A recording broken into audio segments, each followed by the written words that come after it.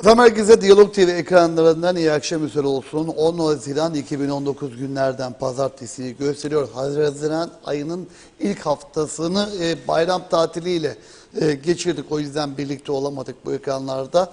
Ama bu hafta sizlerle birlikteyiz. Haziran ayının 10'u bugün. Cumhuriyet Meclisi günün erken saatlerinde toplandı. Gündemde çok fazla bir konu yoktu. Kredi kartları ile ilgili bir konu vardı. O halloldu ama esas konu Rum tarafının yaptığı bir açıklama. Rum kesimi dedi ki Fatih gemisinin mürettebatı ve bununla birlikte Türkiye Petrolleri Anonim Ortaklığı'yla işbirliği yapan tüm firmaların yöneticileri uluslararası tutuklama talebiyle dava edildi. Bu son derece önemli. Gerek yurt içinden gerek yurt dışından büyük tepkiler var bu karara ilişkin. Başbakandan meclisteki siyasi partilere kadar Türkiye'de Dışişleri Bakanlığı'ndan Genelkurmay'a kadar AK Parti sözcüsüne kadar herkes tepki koydu. Akdeniz'de ciddi şekilde sular ısınmaya başladı. Çok kaygılı, çok endişeli bir duruma doğru iş sürükleniyor, iş gidiyor.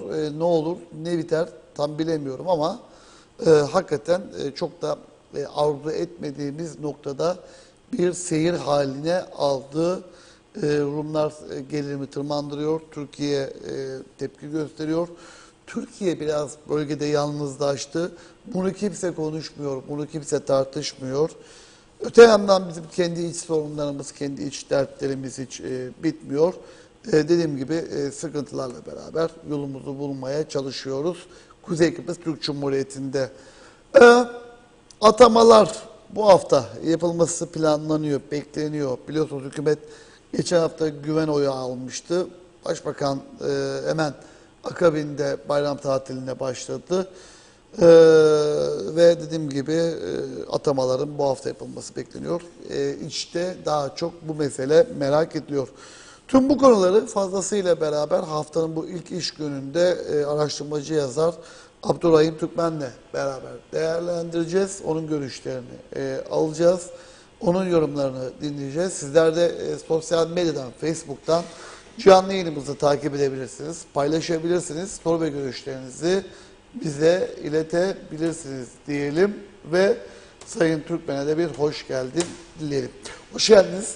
Hoş bulduk Alihan Bey.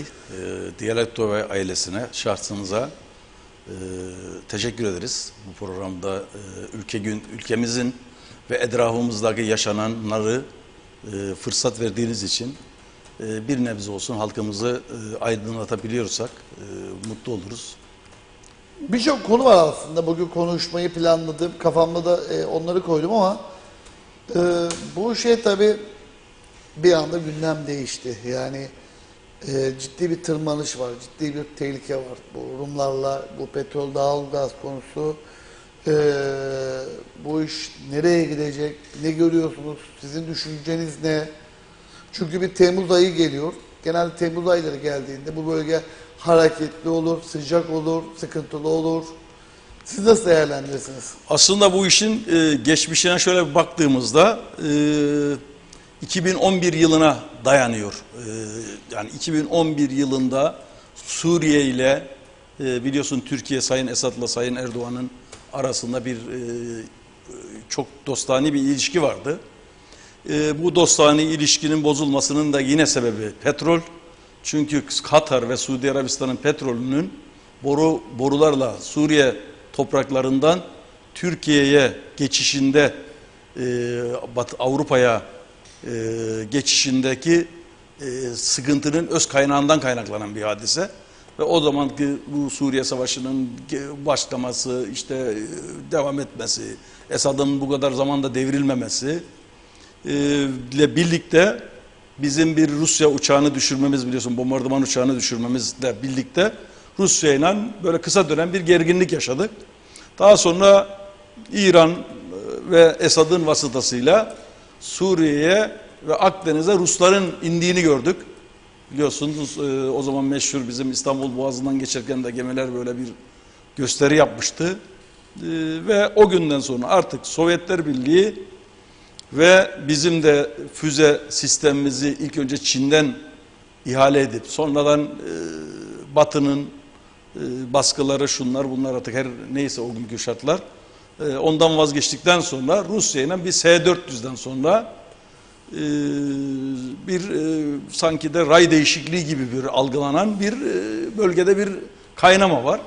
Tabii bütün bunların sebebi Ukrayna'daki yönetimin NATO'ya üyeliğini dillendirmeye başlamasıyla birlikte Ruslar Karadeniz'de bir Kırım'da söz sahibi oldular. Orada bir ayaklanma başlatıldı. Günün sonunda Rusya en önemli liman kenti olan Kırım'ı, denize açılan boğazlardan geçilen bir Kırım'da güvenliğini sağlamış oldu. Buradan Batılıları, Avrupa'yı endişelendiren Rusya'nın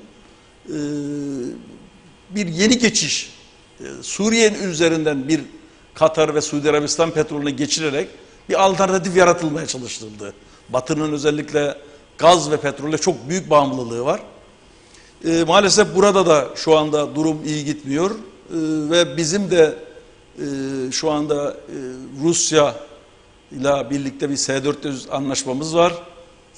Füze savunma sistemi anlaşmamız. Amerikalılarla yine 35 dediğimiz uçakların anlaşması var. Ve buradan ama bütün olayın, kavganın temelinde yatan hadise bu petrolün sevkiyatında Rusya'yı ve özellikle Çin ve Hindistan büyüyen ekonominin kontrolünü Amerikalılar ele geçirmek istiyorlar. Tabii bizim de buradaki Kıbrıs Cumhuriyeti'nden doğan haklarımız var. Türkiye'de bu hakları Kıbrıs Cumhuriyeti'nin hakları üzerinden korumaya çalışıyor. Ama bizim şu andaki gelinen noktada Amerikalılar ve Fransızlar ve İngilizler Kıbrıs'ta çok ciddi bir şekilde çok yakın bir zamanda biliyorsunuz Baf'ın yakınlarında Fransa bir üs aldı Rumlardan, deniz üstü.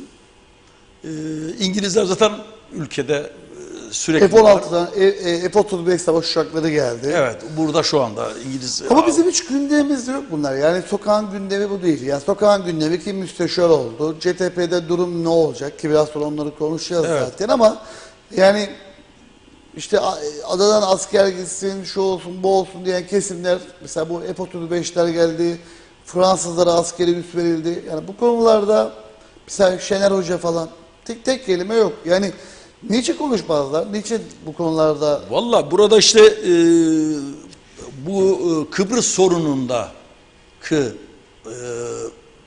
buradaki sendikalarımız olsun, işte ilerici aydın kesimdeki arkadaşlarımız, araştırmacılar olsun. Maalesef her şey dönüp dolaşıp sanki de biz bunları istediğimizde barış istemiyoruz bir konumuna geliyor gibi oluyor.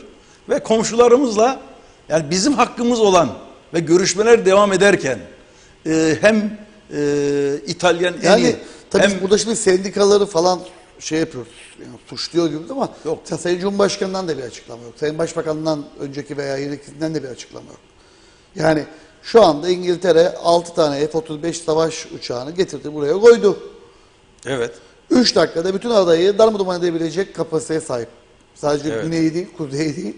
Tümünü 3 dakika içerisinde darmadağın edebilecek güce ve kapasiteye sahip. güce sahip, evet. Ama bununla ilgili ne kuzeyden ne güneyden çıtı yok. Ya zaten şimdi şöyle bir çelişki var. Şimdi bu hükümet önceden kurulurken burada bir konuşma yapmıştık. Yani yeni kurulan hükümetle ilgili tabii konuyu biraz dağıtmış gibi oluruz da hükümetin zaten dış politikada dörtlü koalisyon bu ülkede ilk defa denendi. Dış politikada hiçbir konuda anlaşmamanın anlaşmak olduğunu biz 14 ayda gördük. Her siyasi partinin dış politikada kendi görüşünü savunabilir ama hiçbir hükümetin ortak dış politikası zaten yoktu. Zaten şeydi, Dışişleri Bakanı Sayın Özersay bir açıklama yapıyordu. Cumhuriyet Halk Partisi diyordu ki hayır beni bağlamaz diyordu. O yüzden yani buradaki bir hükümet zaten dış politikası, iç politikasıyla aynı şekilde uyum içerisinde bir yapı oluşmasa bu ne kadar sürebileceği belliydi. Bence biraz o Halkın Partisi'nin seçimlerden öncesi kendini bağlaması. Ben Hüseyin Özgürgün'ün olduğu bir hükümette görev almam diye kendini bağlamasıyla birlikte sanki de piyasanın bu alerjik tepkisini, gazını biraz yumuşatalım, böyle bir geçiş hükümeti gibi bir süreç veya strateji izlemiş gibi bir izlenim oluşturdu bende. Ben o dönemlerde yine bu halkın gerçek anlamda işte Ulusal Birlik Partisi'nin %36, Halkın Partisi'nin %17, ÇTP'nin %21 ve halkın Ulusal Birlik Partisi bir hükümet istemediği, halkın vermiş olduğu mesajda yine burada söylemişti. Ve halkın esas sorunu bu hükümet gelsin, bu hükümet gelsinden ziyade halkın buradaki gerçek anlamdaki yaşamını kolaylaştıracak, günlük bürokrasiyi azaltacak, günlük işlerini yoğunlaştıracak, hayat pahalılığına karşı toplumu nasıl koruyabiliriz? Bizi tanıyan bildiğiniz gibi bir tek Türkiye Cumhuriyeti var. Krediyi de oradan alıyoruz. İthalatımız, ihracatımız da oradan oluyor. Hibe ve destek programlarımız yine oradan geliyor. O yüzden tabii ki Türkiye'nin iç işlerimizde çok fazla müdahil olmasını da istemeyiz. Çünkü biz genellikle bölgemizde Türkiye Cumhuriyetlerinin içinde diyelim kurulan en modern, kurumsallaşmış, ne kadar kurumlarımızın hantal yapısı olsa bile bu konuda da demokrasiyi içselleştirmiş, kurumsallaşmış bir yapımız var. O yüzden bu konularda halkımız hassasiyeti biraz var. Bu konularda duyarlıyız. Ama bu Akdeniz'deki olay hepimizi ilgilendiren bir hadise. Bu konuda hem görüşmeler yapılırken hem bu anlaşmaların yapılması zaten Sayın Cumhurbaşkanımızın, Sayın Başbakanımızın bu konulara Ama tepki bizde vermemesi. bunu fark edecek, bunu konuda yapacak lider yok.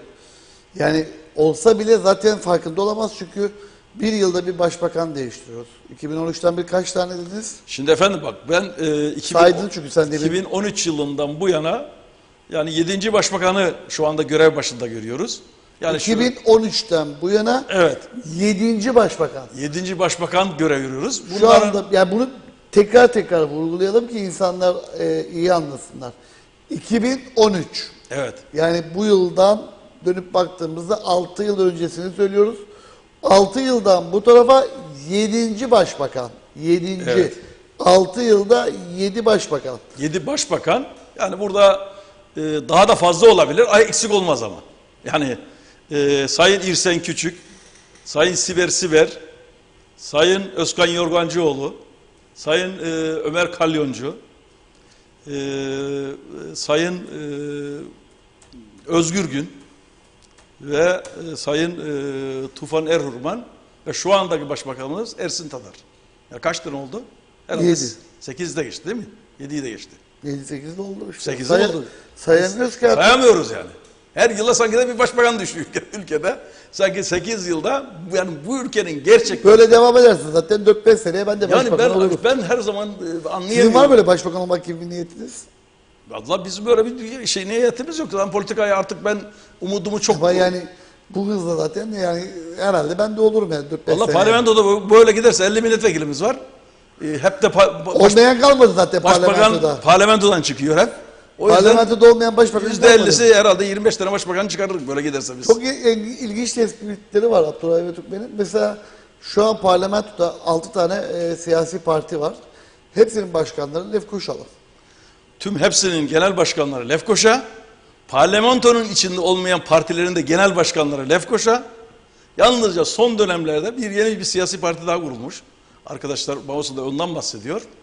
Özgürlük ve Barış Partisi. Onun başkanı yalnızca Mausalıymış. Yani Mausalı daha doğrusu.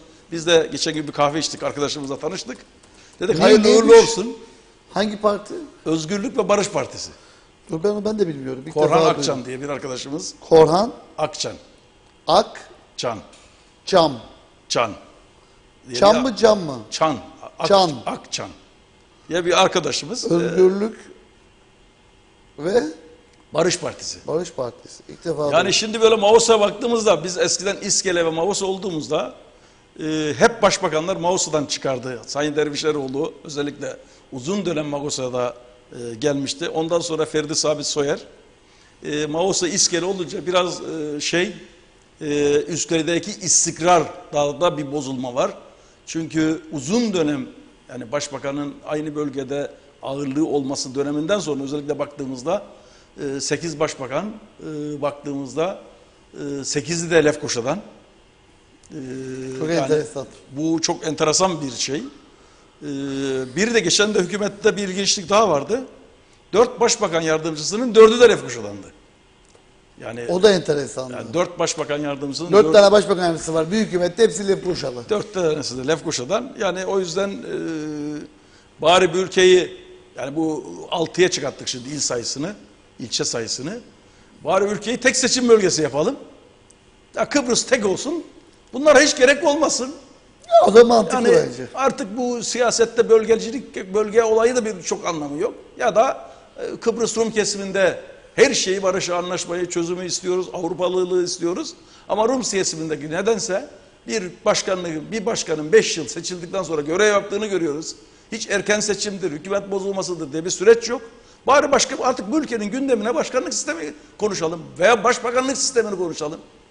Yani ille biz başkanlık demeyelim. Bir Rum tarafındaki sistem. Bir yıldan az kaldı Cumhurbaşkanlığı seçimine. Evet. Daha konu tartışılmıyor. Konu tartışılmıyor, konuşulmuyor. Hemen efendim yani burada bu kadar istikrarsızlık, bu başbakanların bu kadar bu ülkedeki oluşumu, ya dünyada bunun bir örneği yoktur yani. Yani bu ülkede yani 1,5 yıl ve bu artık 1,5 yıldan da az süreye düştü. Bu kadar sürede 8 tane başbakanın ülkede olması yani burada bir koltuklar değişiyor. Sistem bozuklukları aynı. Yani bugün bir arkadaşımız mesela Magosa'da yahu dedi biz kimlikleri artık müracaat ediyoruz kaymakamlıklardan ama biz kimlikleri elimize bir ayın zarfında ancak geçiyor. Yani bunlar hala daha çözememiş. Ya bunlar çözülmemiş. Küçücük 17'den üniversitemiz olduğu adamızda bilişim adası olması gereken yani bugün dünyada 4. sanayi devrimi konuşuluyor. 04 konuşuluyor. Yani bizim bu kadar üniversitemiz var. Yani bu konularda hala da bürokrasinin aynı olması. Aynı durum ehliyetler için de geçerli. Yani bugün ilçelerin hiçbirinde bir faaliyet yok. Yani herhangi bir şey çözülmüş değil yani. Bürokraside. Yollarımızın altyapısı çok berbat. Sağlık sistemimizdeki yine sorunlar aynı şekilde devam ediyor. Karpas Hastanesi yapılmış olacaktı bir ara. İskele Karpas. Bu konuda geçmiş dönemde Sayın Bu arada Karpaz yolu söylemişken bugün söyleyeyim bu bilgi bir yerde yok. Malum Girne'den Değirmenlik üzerinden inen bir boğaz yolu var, dağ yolu var. Evet. O yolda yol yapım çalışmaları vardı. O ekip de tasını tarağını toplamış, memleketi terk etmiş. Dolayısıyla şu anda artık ülkede yapılacak bir yol, daha doğrusu yol yapmak için kalan ekip kalmadı. Hepsi sonra orada bir ekip vardı çalışıyordu. Ki güzel de çalışıyorlardı. O yolu gidin görün. Dağ yolunu bayağı genişlettiler, Evet. bayağı yaptılar. Onlar da tası tarağı toplamışlar. Şimdi Uzatlamışlar. Faiz Sucuoğlu'nun Sağlık Bakanlığı döneminde Karpaz'da bir hastanenin o günkü hükümet programında vardı. Orada o bölgeden gelen insanların özellikle konuya çok duyarlı oldukları için ben konuyu bahsediyorum. O günden sonra bu iş gündemden düştü. Yeri de ayrılmıştı. Bütçesi de konulmuştu. Yatak sayısı da belliydi. 30 yatak diye düşünülüyordu. Maalesef şu anda konu raftan kalkmış. Bir de 8 yıldan bu yana temeli atılıp İskele Çayırova yolunun ve şu ana kadar belki de 8-10 kişiyi geçti bu yolda ölümcül kazalar. Daha geçen günlerde gördünüz. 2 kişi kaybettik. Yani bu yol gerçekten çok içler acısı bir duruma doğru geldi. O bölgede çünkü şu anda 4. 5. turizm tesisi faaliyete girdi Bafra'da ve insan sirkülasyonu ve yol özellikle çok kötü Karpaz yolu ve bu yolda hala da bizim ülkemizde yolların ihalesi yapılıp da daha sonra kamulaştırmanın olmadan ihalelere çıkılması, yani herhalde bu dünyada öyle bir ilktir. Ya bir yolun ihalesini, fizibilitesi yapılmadan ihale çıktığı anda her şey bitmiş demektir yani. Ben burada bu ülkede düşünebiliyor musun? 1,5 yıl gibi bir süre güzel yurt, Lefkoşa çift yolu, bölünmüş çift yolu alttan alt geçit geçilecek de biliyorsun Gönyeli'ye. O bile 1,5 yıl durdu. Yani bizim ülkemizde maalesef hükümet değişiklikleri, başbakanları sürekli gelişi gidişi. Bunu özellikle niye söylüyorum? Çünkü sorunlar hiçbiri çözülmüyor. Sorunlar aynı kalıyor. Yeniden bürokrasi, yeniden bakanları değişti, kalem müdürü değişsin. İşte kurum kuruluşlarda yönetim kurulu başkanı, yönetim kurulu üyeleri değişsin. Yani bugün gelmiş, öbürü gitmiş. Yani bunlar halkın sorunu bunlar değil ki. Bugün bir ülkemizde ta İngiliz yönetimi döneminden beri olan belediye sosyal konutları vardı. Mausa'nın içinde hala da verir, eski insanlar bilir. Bugün evlerin fiyatları 80 bin, 70 bin sterline çıkmış ülkemizde ortalama. Bugün dar gelirli insanların asgari ücretin neti 2800, brütü 3150. Bu adam nasıl bu asgari ücretler ev sahibi olacak? Yani bir devletin, yani bir hükümetler değiştiğinde ben hep ilk şuna bakarım. Bir insanın olmasa olmaz 3 tanesi vardır. Birinci barınma, ikinci eğitim, üçüncü sağlık. Biz bu sektörlerin 3 tanesinde bir iyileşme görürse o hükümetin ben başarılı olduğunu, toplumsal sorunlara duyarlı olduğunu oradan algılıyorum. Yani baktığımda. Çünkü o insanın herkesin barınma ihtiyacı var. Ucuz bir eve kirasının gelirine göre sahip olma avantajının yaratılması lazım. Sağlık hizmeti Kıbrıs'ta maalesef kamudan hizmet alımının hala daha kamunun dışında özel sektörden hizmet alımının hala da olmaması, özel sektör çalışanları hatta devlet çalışanlarını mesainin dışında sağlık sisteminden yararlanmadığı için burada çok ciddi sorun var. Yani bir başıboşluk var. Eğitimde yine aynı şekilde. Eğitimdeki biliyorsun ben eğitimdeki sistemi her zaman için şu şekilde ölçerim. Kamu yeterlilik sınavı vardır. İlk ve orta ve yüksek öğrenim. Kamuya girme sınavı vardır. Bu arada atamalar konusunda bir haber var. Onu hemen verelim, bir son dakika gelişmesi. Bakanlar Kurulu Genel Sekreteri olarak görev yapan ve daha önce de müşavirlik kadrosunda olan Özlem Bayramoğlu Onuray bugün itibaren görevden alınarak Başbakanlık Bakanlar Kurulu Genel Sekreterliği görevine daha önce Bakanlar Kurulu Genel Sekreterliği müşavir olarak yapan İlkan Varol atandı. Az evvel İlkan Varol'un atanması gerçekleşti. Ve Berkan Tokar Başbakanlık Müsteşarı görevden alındı. Yerine İçişleri Bakanlığı Müsteşarı Ömer Kesoğlu atandı Başbakanlığa. Yine Başbakanlık kadrosunda müşavir kadrosunda olan Hasan Alicik bu görevden alındı. Yerine eski Ulaştırma Bakanlığı Müsteşarlarından Suat Yeldener atandı. Ahmet Muratoğlu da Başbakanlık Basın ve Halkla İlişkiler Müdürü görevden alındı. Mustafa Ergüven de Başbakanlığın Özel Kalem Müdürü, o da görevinden alındı. Evet, Başbakanlıkta bugün atamalar başladı, görevden almalar var. Basın ve Halkla İlişkiler Müdürü, Özel Kalem Müdürü, 2 müsteşar ve Bakanlar Kurulu Genel Sekreteri görevden alındı. Bu 5 görevden almaya 3 atama yapıldı. Buna göre Bakanlar Kurulu Genel Sekreterlik görevine İlkan Varol, Başbakanlık Müsteşarlığı görevine Ömer Köseoğlu ve yine Başbakanlık Müsteşarlığı görevine Suat Yeldener atanmış oldu. Hayırlı uğurlu olsun bu atamalar diyelim ve devam edelim. Hayırlı uğurlu olsun. Tabii ki biraz hükümetin de böyle hızlı bürokrasideki atamalar Bir an önce aslında bu işler bir an bitsin. önce yapılıp en azından toplumun gündemini oluşturan ekonomik yapısal sorunlara eğilirse çok daha iyi olur. Yoksa oradaki adamın değiştirilmesiyle hiçbir şey değişmeyecek. Nasıl bir hükümet? Yani bu kabine gider mi? Nasıl görüyorsun? Sen nasıl değerlendiriyorsun? Muhalefet ne yapar? Şöyle tek tek bir değerlendirelim mi? Yani bugünkü konjektürü senin gözünden, halkın içindesin, mağazadasın, geziyorsun, dolaşıyorsun. Efendim şimdi Geçmişte burada siyaset de yaptın. Nasıl değerlendiriyorsun? UBP'den başla, YDP'den çık. şimdi Ulusal Birlik Partisi'nin ve Halkın Partisi'nin kurmuş olduğu bir hükümetin Halkın Partisi'nin kanadını zaten geçmişte kurulan Bakanlar Kurulu'nun aynısı olduğu için bu sefer bir tek icraatlarını görecek. İcra olan bakanlıklar da yine Halkın Partisi'nde kalmış.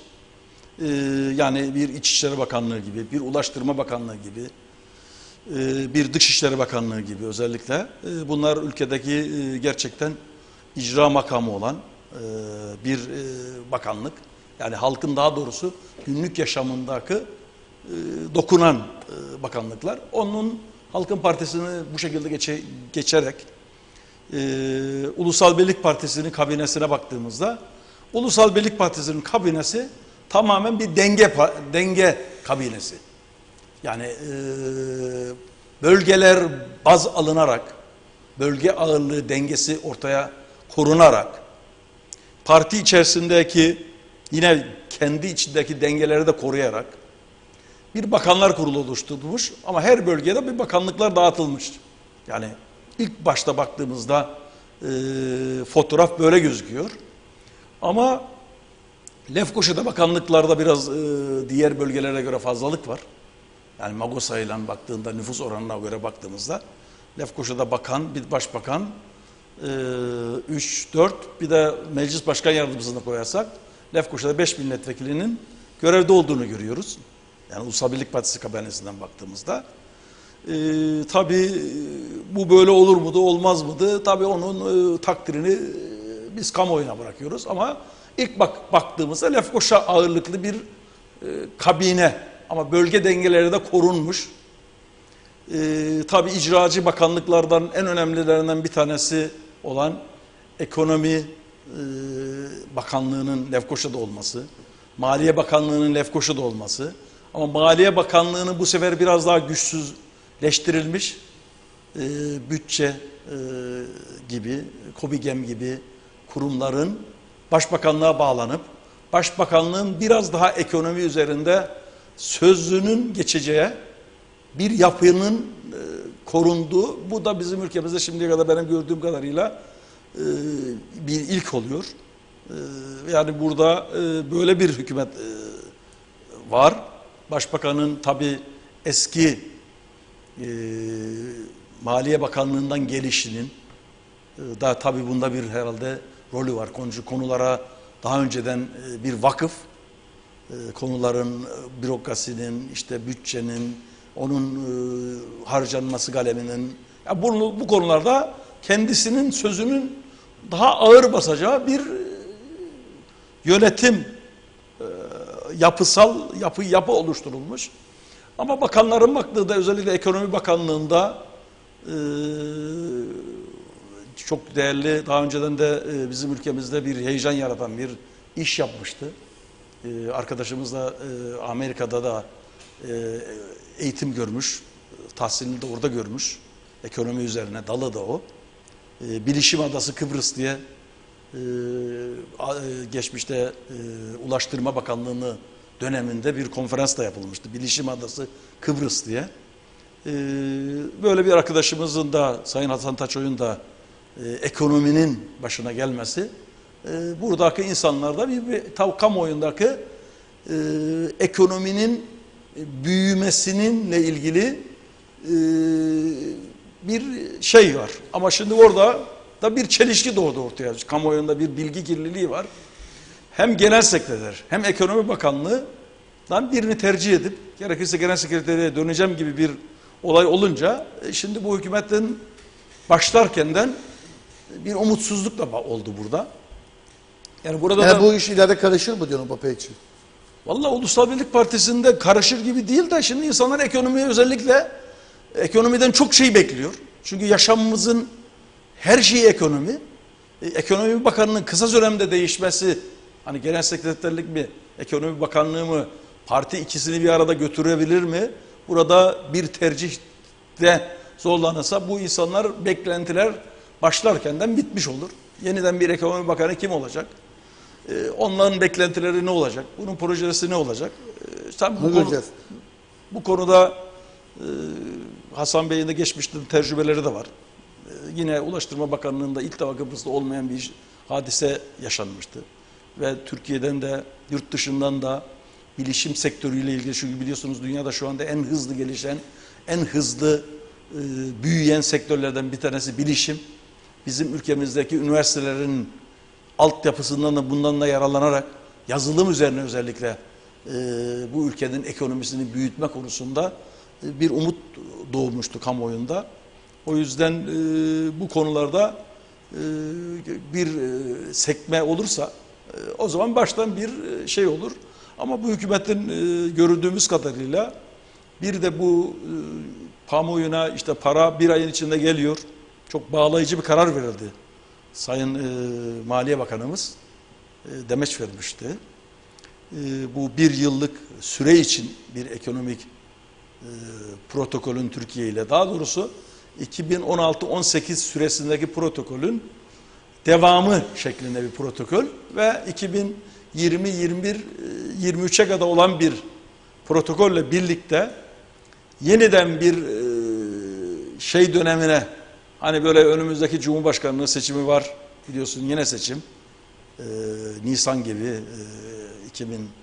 2020'nin oradan sonraya sorunlar ertelenecek gibi gözüküyor. Zaten hükümetin kurulmasıyla birlikte hemen bayram tatili, 9 günlük bayram tatili. Bugün icranın ilk günü. Arkasından yine parlamentonun kapanması, yaz tatilinin 3 ay kapalı olması ve 3 aydan sonra baştan bizim ülkemizde bütçe maratonunun başlaması, işte yılbaşından sonra 1-2-3 ay bütçenin sürüncemede kalması, yani uygulamaya hemen girmemesi, arkasından seçim süreci başlıyor.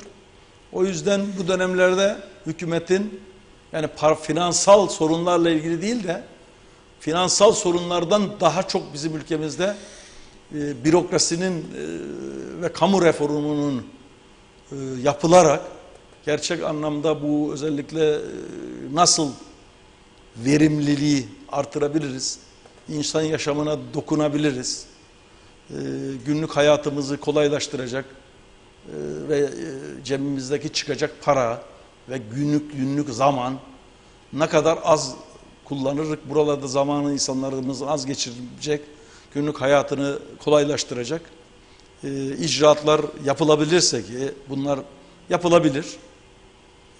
Geçmiş hükümet döneminde de yapılan yine bir kamu reformu var. Yapılan birçok çalışmalar var yine ekonomiyle ilgili. Gelinen bir nokta vardı. Hep Sayın Tufan Erurman'ın da bahsettiği gibi Mayıs ayı sonu gibi biz protokolün imzalanacağına inanmıştık demişti.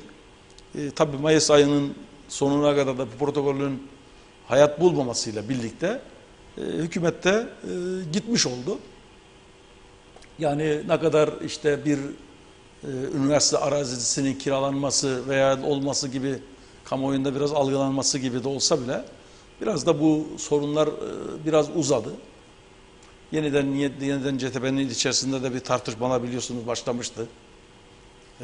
Ne olacak o tartışmalar? Nereye götürür? Ya özelleştirme, hatta parti meclisi üyesi bir arkadaşımızın disiplin kuruluna ihraç talebiyle Mausa ilçe başkanımız, ilçe yönetimi tarafından başvurulması bir süreci var. Tabii hükümetten düştükten sonra o süreç parti MYK'sı tarafından kabul görmedi. Yani şunu mu demek istiyorsunuz? Cumhuriyet Türk Partisi'nde iktidarda olunca başka, muhalefette olunca başka mı oldu?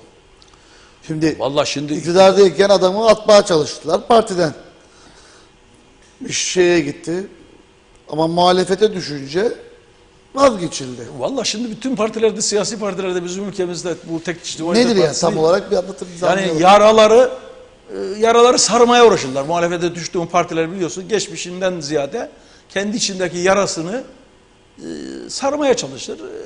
Ve bu aslında yarayı sarmak toplumdaki bir şeyi çözmüyor. Toplumdaki sorunları daha da derinleştiriyor ve erteliyor. Erteliyor ve sorunlar büyüyerek devam ediyor. Tabii CTP'nin içerisinde geçmişte de bunlar yaşanmıştı. Ve bu dönemlerde yine ayrışmalar olmuştu. Bu dönemlerde Sayın Tufan Bey'in bu kadar iyi niyetine, bu kadar parti içindeki dengelerin üzerinde uğraşmasına rağmen, yine buna rağmen de yine milletvekilleri bazında olsun, parti meclisindeki arkadaşlar olsun, özellikle hükümet icraatları ile ilgili meclis grubunda Sayın Başbakan'ın almış Bu olduğu... arada CTP'de kurultay da var. Valla şu andaki gözüken durum aday çıkmayacak gibi gözüküyor. Çıkmaz mı Cumhurbaşkanı? Bence çıkmaz. Yani şu anda Erkut Şahin'in mesela adı geçer. Mausalı. ben orayı bilmiyorum. Tamam ama benim tahminim de çıkmaz gibi gözüküyor. Veya Asım Akansoy ismi geçer. Yani çıkmaz diye düşünüyorum. Zaten çıkar çıkmaz. Çıksa ne olur, çıkmasa ne olur? Valla çıksa şimdi CTP zaten %46'lar 45'lerden 36'lara 29'lara ve en sonunda gördüğünüz gibi 21'lere geldi. Yani partinin Bugün seçim olsa büyütmez kaç olur? yani partinin. Bugün seçim olsa şu anda tek bilmiyoruz çünkü aynı durum Halkın Partisi için de geçerli. O yüzden şu anki durumu Yani daha iyi mi olurlar, daha mı kötü olurlar en azından? partinin içerisinde bu kavga olursa tabii ki iyi olmaz. Daha düşüşlük olur. Daha Ama aşağı yani 126'nın daha Çünkü altına. şu anda partiye güvenin, Tufan Bey'ine güven partinin 3-4 puan üzerinde gözüküyor. Yani şu anda partinin oyuyla. Öyle bir imaj var ama hakikaten. Evet, yani öyle bir imaj bu biraz konuşalım. Evet. Yani sokağa baktığınızda Sayın Tufan Özman iyi bir adam, dürüst bir adam, iyi bir politikacı, bir devlet adamı ciddiyetinde. Ama kendisi dön arkayı partiye bak, o imaj yok, o güven yok. Yani şimdi Sayın Tufan Özman bugün bir açıklama yapmış. Diyor ki ne demiş? Dur, onu okuyalım az önce sosyal medyadan. İşte birlik olalım, yapılacak çok iş var. Ayrım yapmadan çalışalım. Ah Tufan hocam, canım hocam, seni seviyorum. Sen de bunu biliyorsun. 15 ay başbakanlık yaptın. Sen tabii ki mutlaka böyle yapmak istedin ama senin parti sana bu noktada izin vermedi. Tufan Özman diyor ki ayrım yapmadan, CTP'li böyle yapmadan hep beraber çalışalım diyor. Güzel. Kötü bir şey değil. Yani benim için de değil, senin için de değil, izleyen için de değil. Kameraman için de değil. Bu herkes için güzel bir şey. Ama sen daha geçen 10 güne kadar bu ülkede başbakandın. 15 ayda bu ülkeyi yönettin. Şimdi bak O zaman niçin UBP'liyi, CTP'liyi kaynaştırmadın? Birlikte iş yapmalarına, birlikte üretmelerine izin vermedin. Veya sen verdin ama parti MYK'sı başka. Parti MYK'sı başka. Şimdi şu şekilde bakarsak olaya, mesela bizim ülkemizdeki en büyük yatırımcının, çünkü bizim ülkemizde sanayi, küçük sanayi biraz yani hizmet sektörüne yönelik var. Ama esas lokomotif sektör nedir? Üniversiteler ve turizm sektörü.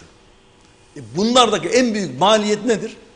En büyük maliyet elektriktir, enerjidir.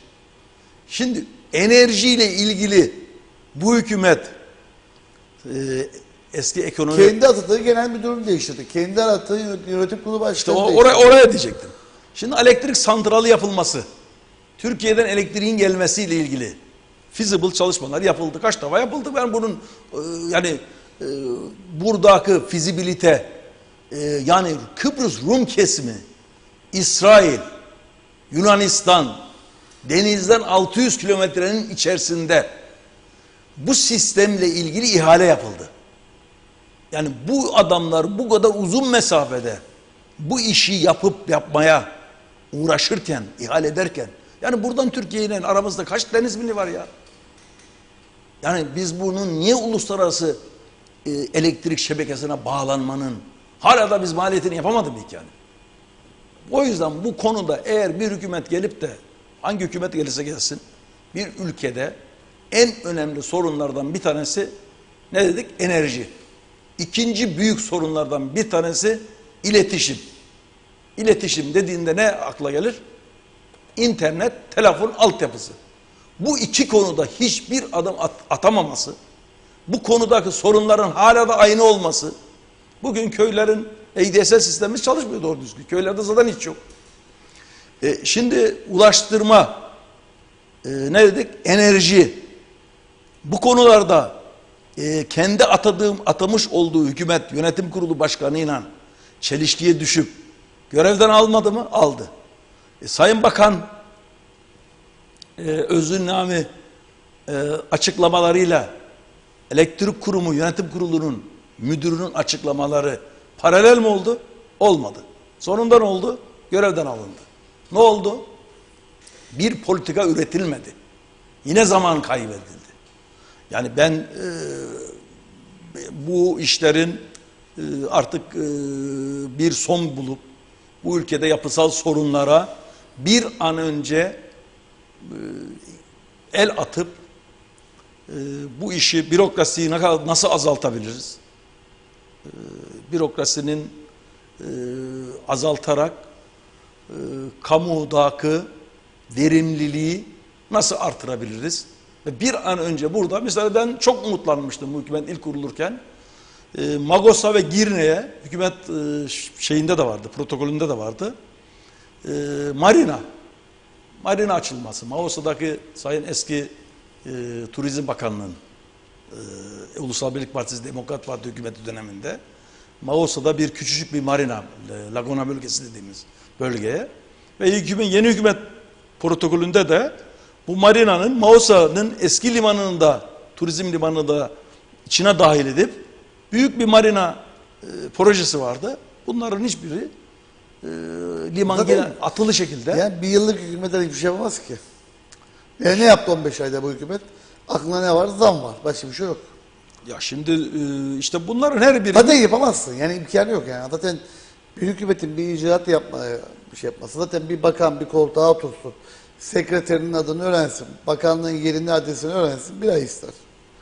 Şimdi işi öğrensin. Müdür atasın, müsteşar atasın. Geçti 1,5-2 ay.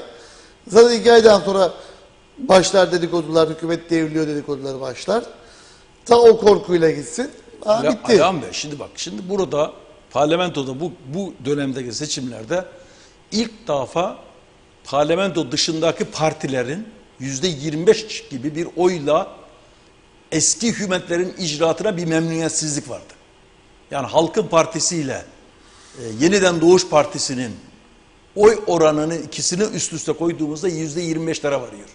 Hatta %2,5 gibi şeyi de koyduğumuzda toplumcu TKP Birleşik Güçleri 27-28'e 30'lara dayanan parlamento dışındaki partilere bir oy gitmiş. Yani her 3 kişiden bir tanesi parlamentoya bir güvensizlik belirtmiş. Bu gelen parlamento dışında partilerin %17 oy alan bir Halkın Partisi'nin bir hükümete gelirken icraat yapacak elindeki bir ev ödevinin olmasını bekliyordu halk. Çünkü ne bekliyorduk? Çünkü yeniden gelecek bir partidir. Yani burada bir toplumda bir hayal kırıklığı var. Tabii o ille bunlara tek başına da bağlamamak lazım bunu. Bir dörtlü koalisyondur. Belki farklı şeyler olmuştur. Ama günün sonunda halkımızın %30'lar gibi parlamento dışındaki partilere oy vermiştir. Bu seçim bize Kıbrıs Cumhuriyeti tarihinde ilk defa bu kadar yüksek oranda parlamentoya güvensizliği belirtti. Şu anda parlamentonun dışında böyle bir parti, böyle bir hareketlenme var mı? Şu anda göremiyoruz. Böyle bir hareketlenme de yok. Ama halkın parlamentoya güveni de ciddi bir şey var. Azalma var. Çünkü bunu geçen seçimde kendi iradesini de göstererek yaptı. Sonra bu parlamentonun yapmış olduğu icraatlardan bir tanesi mecliste oy birliğiyle geçen bir seçim yasası var. Ve okulları tatil ederek Kıbrıs'taki 126 bin seçmeni 2 gün saydık. Bu da dünya tarihinde herhalde bizim seçim sistemimizin ne kadar karmaşık ve içinden çıkılmaz bir durum. Sonuçları verdik Diyalog TV'de. Bizden bir gün sonra çıkıldı YSK. Yani başka çaresi yok. Bir gün fark attık ya. Bir gün fark attınız. Yani evet. 1 saat fark olur, 2 saat fark olur da bir gün fark olur mu onu bilmem. Yani bu Tam herhalde- bir gün fark attık. yani bu Bir gün. 24 saat fark attık. yani bu Biz de açıkladıktan 24 saat sonra açıklandı. Kimin bakan olduğu, Evet. kimin kazandığı, kimin kaybettiği. Tam 24 saat fark attık. Tarihi bir yayın. Şimdi burada özellikle bu ülkemizdeki hemen fiyat hayat pahalılığında temel gıda maddelerinden bir tanesi nedir? Ettir. Etin şu anda süttür. Şimdi bu konularda devletin buradaki mesela bugün bir bakmasın yarın bir gün hayvancılar sokakta. Hemen ortaya çıkıyor. Şimdi bu teşviğin Allah aşkına yani hayvancılık sektörü dediğinde bunun tabana yayılması mı önemli? Yoksa üçte belli bir kısım mı? Buradan sürekli yani 1000 tane hayvanı olan 500 tanesi olana teşvik aynı devam etsin. 30 tane olan adamın 50'ye kadar teşviğin bir sınırlama getirerek buradaki bu memnuniyetsizliği ve devletin burada ayırdığı 200 milyon gibi bir tarım kesimine sübvansiyonumuz var bizim. Bu çok korkunç bir bizim bütçemize göre çok yüksek bir rakam. Ama baktığımızda bu konularda piyasadaki bir hayat pahalılığında bir iyileşme de yok. Ve her gün gördüğümüz gibi et kaçakçılığı had safhaya yine ulaşıyor, yine devam ediyor. Bu konuda bir et kombinasyonunun, mezbahanesinin tam teşkilatlı faaliyette olmaması, bu konularda hiçbir duyarlılık olmaması, yani burada bir meslek tanımının, yani eğer biz bu ülkeyi işte para gelsin, tamam bu parayı dağıtalım, şunlara memnun edelim. Ondan sonra yeniden seçime gidelim, bu işi alalım. Olmasa o hükümeti göndeririz, bu hükümet gelir. Yani bunlardan ziyade sorunların ve bu teşvik sisteminin gözden geçirilmesi lazım. Ve hayvancılık tanımının yapılması lazım. Hayvancılık tanımı dediğimiz bizim meslek icra eden insana sigortasının oradan yatırılarak o insana teşvik verilerek, bu aynı şekilde balıkçılıkta da olabilir. Bu arıcılıkta da olabilir. Bu örneğin taksicilik mesleği yapan insanlarda da olabilir. Yani gün sonunda ulaştırmada bizim ülkemizde çok büyük sorunlardan bir tanesi. Bu meslek tanımlarını eğer biz yapamasak şu anda burada hiçbir şeyi iyileştiremeyiz. Örneğin okullarımızda bugün okul servisleri var. Milli Eğitim Bakanlığı'nın ciddi bir bütçesinden okullar taşımacılık. 40 milyon. 40 milyon gibi bir rakam, çok ciddi bir rakam. Ama çok üzülüyoruz. Bu okullara taşımacılık yapan arkadaşlarımızın arabaların ortalamasını baksak yaş ortalaması 25'in üzerinde. Yani bunlarla ilgili eğer bu teşviği biz vereceksek bunların da iyileştirilmesi üzerinden yapmamız lazım. Bundan birkaç yıl önce de biliyorsunuz bir kaza olmuştu. Okula taşımacılık yapan otobüsümüzün frenleri tutmadığından devrilmişti. Ve çok fazla da yaralanmanın dışında bir olay olmamıştı. Ve bu konularda eğer biz eğilip bu ülkenin yaşanabilir hale getirebilmesi için ve bir de bu sektörde çalışan insanların bu sektördeki çalışanlara teşvik verilerek meslek tanımının yapılarak bu patatesçilikte de aynı olabilir. Çiftçilikte de aynı olabilir. Hayvancılıkta da olabilir. Yani bizim tutup her sene Mesarya'ya işte ekini ekip de kuraklığın olduğunu bile bile biz de mesleğin dışındaki insanlara bu teşvikleri vererek bu ülkeyi işte ondan sonra da tutup ya bu ülkede anlaşma olmasa bu ülkede hiçbir şey olmaz noktasında halkta bu bıkkınlığı kronikleştirirsek Bunlara bakalım. Gelen mesajlar var Sayın Türkmen. Onlara bir bakalım. Mehmet Kurtay iyi yayınlar demiş. Teşekkür edelim. Ayten Mehmet iyi yayınlar demiş. Ona da teşekkür edelim. Halil Şerif El Üreten, Rum Avrupa Birliği'nin verdiği destekle kendisini dev aynasında görmeye başladı. Yakında yine hüsrana uğrayacaktır diye bir yorum yapmış. Mehmet Kurtay, Sayın Esat mı, katil Esat mı? Ya şu biz katil matil diyemeyiz, programdayız. Kibar olmamız lazım. Kansu Aksu kardeşimiz iyi yayınlar dilemiş. Hasan Solmazcan, Cumhurbaşkanlığı seçimini nasıl değerlendiriyor diye bir soru var. Osman Geçit, belediyeye çeki düzen verilsin demiş. Biz kendimize bakalım, boş ver oraları. Hüseyin Sadeki kardeşim bizlerle birlikte. Kansu Aksu, Türkmen abimizin aynı zamanda diyor, doğum gününü de kutluyoruz. Biz yayın sonu söyleyecektik sevgili Kansu ama sen madem acele ettin. Kaç yaşına girdin abi bugün? 54 yaşına giriyoruz. Allah sağlıklı uzun ömürler versin. Bugün Abdurrahim Türkmen abimizin de doğum günü. Kendisine hayırlı yaşlar dileyelim canlı yayında. Doğum gününde sağ olsun kırmadı. Bize geldi. Son soru. Cumhurbaşkanlığı olsun. İzleyici sormuş. Sürenin sonlarına geldik. Bir yıldan az bir süre kaldı. Aday olacağı söylenenler var. Kamuoyunda konuşulan isimler var ama nasıl bir süreç değerlendiriyorsunuz?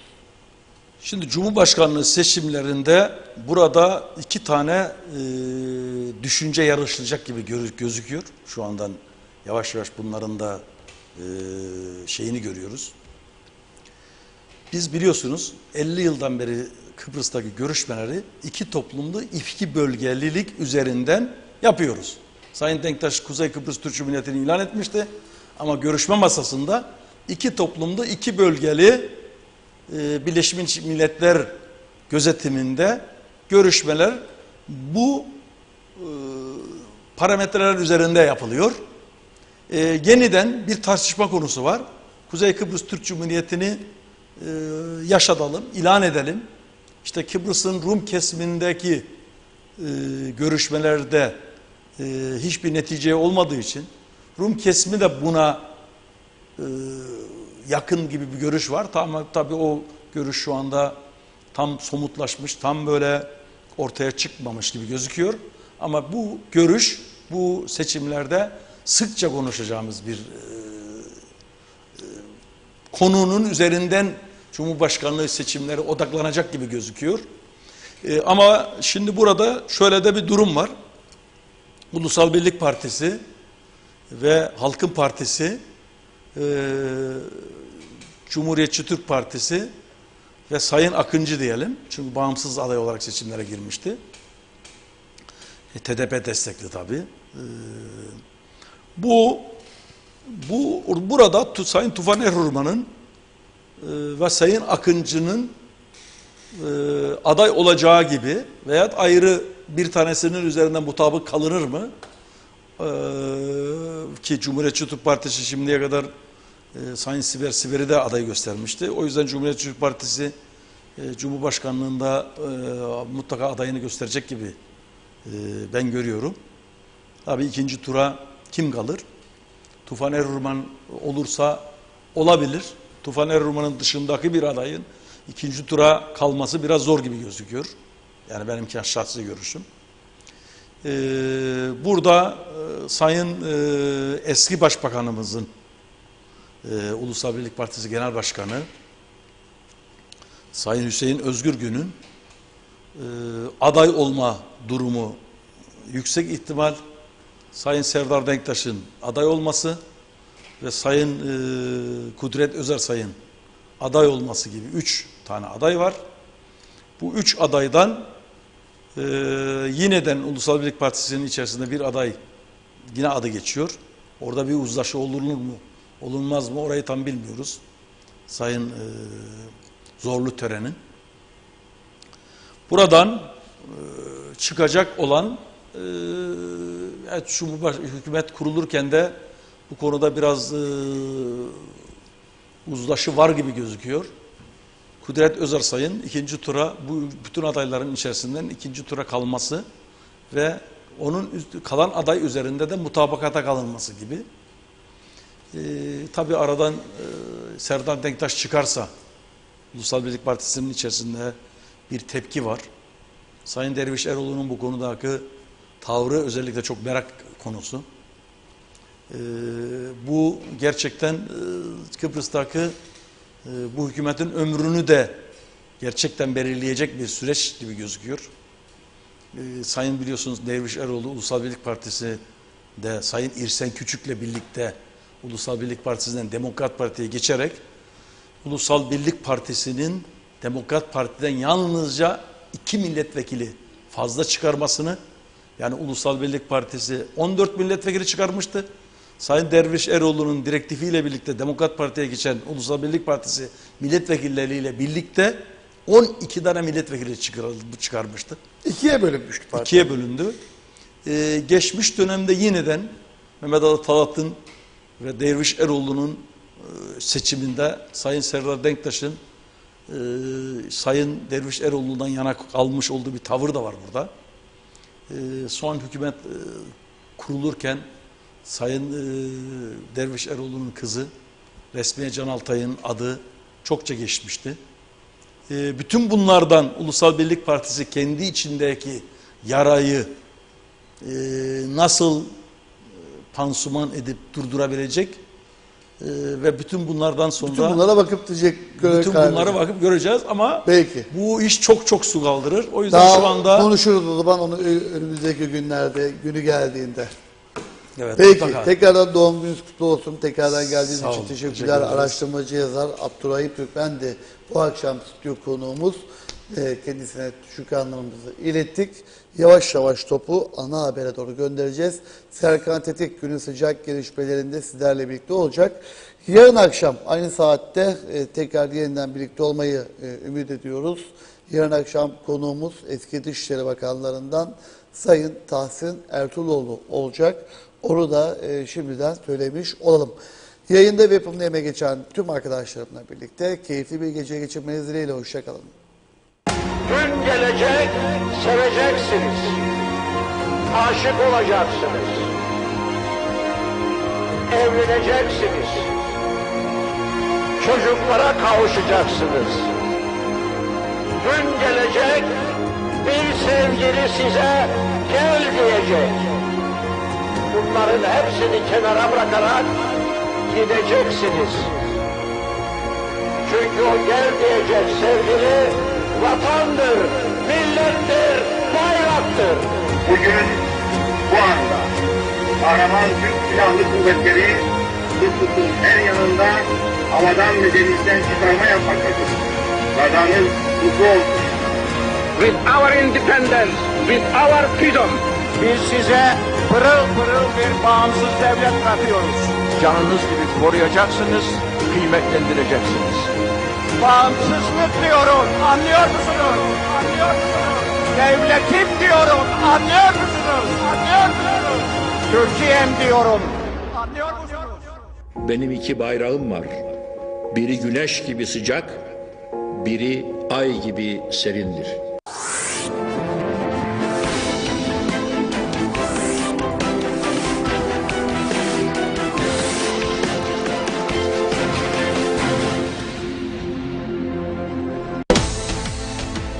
Halk Meclisi bu hafta Vadili'de.